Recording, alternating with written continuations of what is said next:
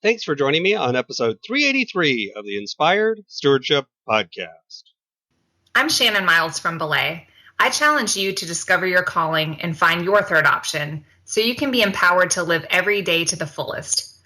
One way to be inspired to do that is to listen to this, the Inspired Stewardship Podcast with my friend, Scott Mader.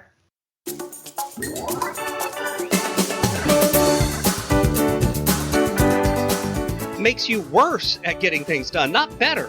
And yet that's one of the ways that our society teaches us to deal with time now, is just cram it all in, just stay up late, get it all done. You'll hear people that'll talk about never watching anything on Netflix, never wasting any time. They work from the moment they get up until the moment they get to bed. Welcome and thank you for joining us on the Inspired Stewardship Podcast. If you truly desire to become the person who God wants you to be, then you must learn to use your time, your talent, and your treasures for your true calling. In the Inspired Stewardship Podcast, you will learn to invest in yourself, invest in others, and develop your influence so that you can impact the world.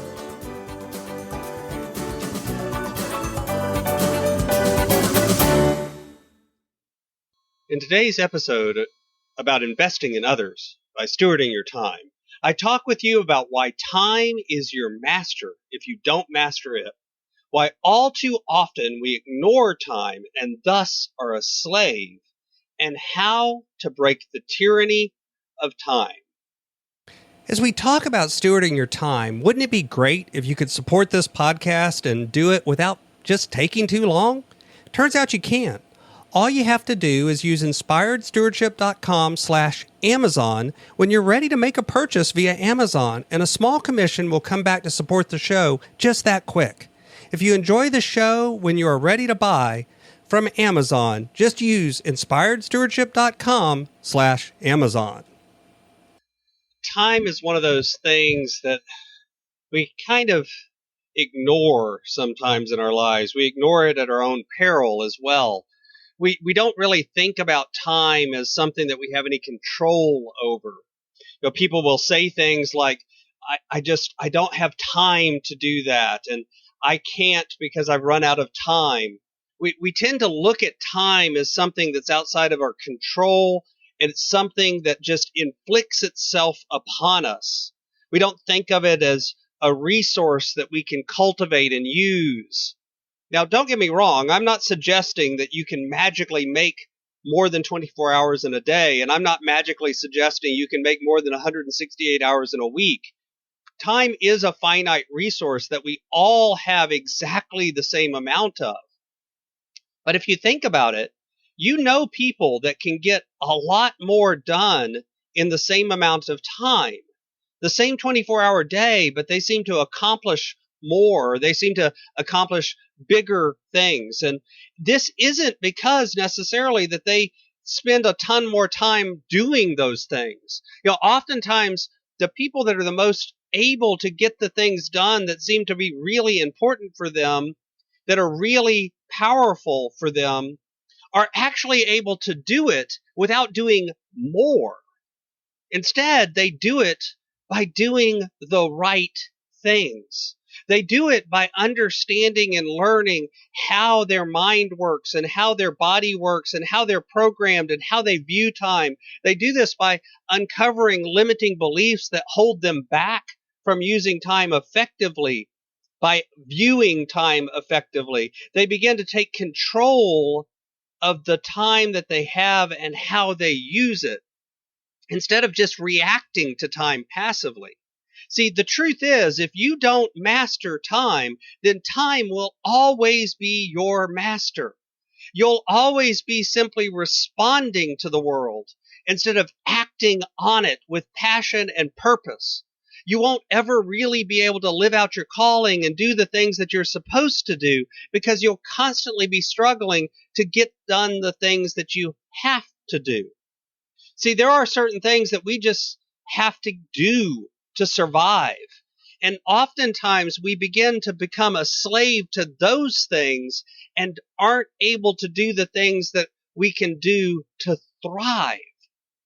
We ignore the way time affects our life.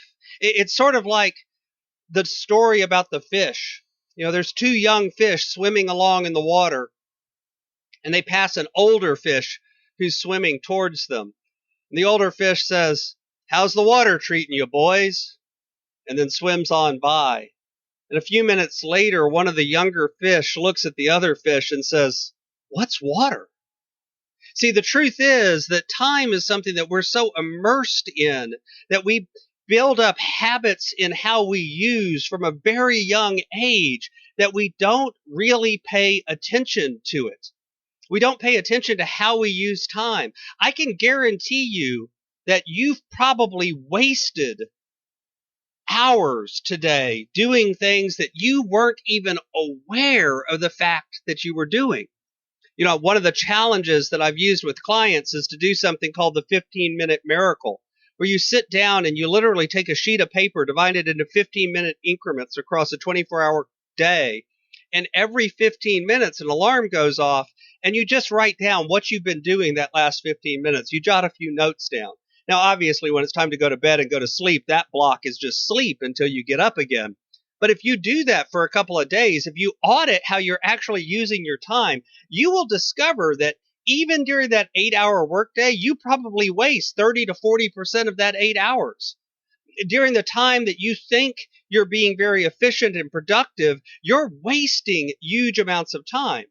And again, don't get this wrong. This is not saying that you should never veg out and just watch Netflix or watch kitten videos on YouTube. It's saying that you shouldn't do that mindlessly out of a matter of habit instead of out of a matter of choice. Your body needs rest. One of the ways that we try to get more productive sometimes is we sacrifice sleep. You sleep less, you stay up later, you work at odd hours. You start working on your side hustle and you're working a 90-hour week. And that's not actually effective or good or healthy. It's not how our spirit and how our soul and how our body is designed to function.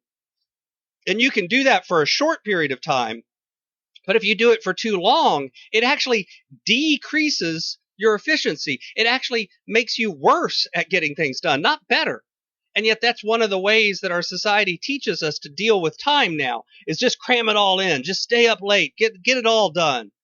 You'll hear people that'll talk about never watching anything on Netflix, never wasting any time. They work from the moment they get up until the moment they get to bed. And again, you can do that for a short, focused period of time, but doing it forever is actually not effective and not useful at all. Instead, really and truly, to master the use of time, as opposed to letting time master you, you need to begin to look first at how you do things. You need to examine what are the habits that you have in your life. Conscious habits and unconscious habits. You have thousands of them that are built up over time. You need to know what those are. You need to understand what are the cues that trigger them, what's the routine that happens, and what's the response and reward that you get as a result.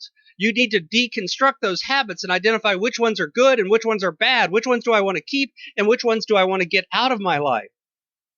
You need to establish systems and processes that allow you to be more efficient and effective. You need to develop the things and the tools that allow you to know how you're using your time, to be deliberate in planning what you're going to do with your time, and then to measure whether or not you've really done those things. You need to be able to track over time what are your goals and how are you working towards them. You need to be deliberate in creating time for rest, creating time for spiritual time, creating time for exercise, creating time for yourself, your body, your relationships, and your soul. And you need to build those things into your day. See, all too often we try to control time through willpower and discipline. We'll just will our way through it. We'll just make ourselves do it. I'll power my way through the day and I'll just force myself to do it. And you've probably done that. And you probably know that it really doesn't stick. It doesn't work.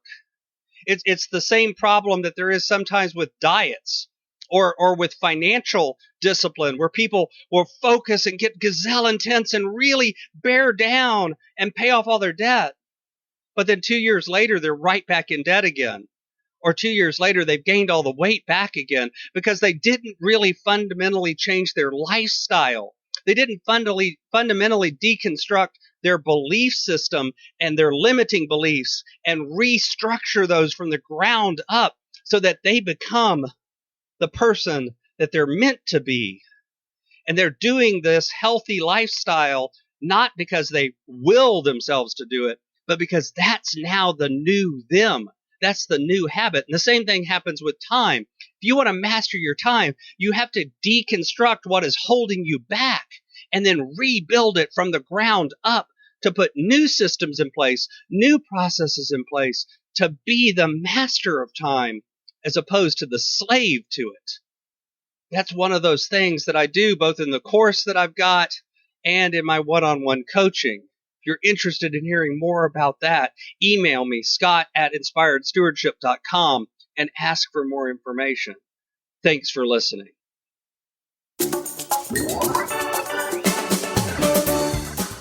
Thanks so much for listening to the Inspired Stewardship podcast. As a subscriber and listener, we challenge you to not just sit back and passively listen, but act on what you've heard and find a way to live your calling. If you like this episode on the stewardship of time, be sure to sign up for our Stewardship of Time Tips series by going to inspiredstewardship.com/time or texting 44222 time tips, and that'll get you our best tips on stewarding your time. Until next time, invest your time, your talent, and your treasures. Develop your influence and impact the world.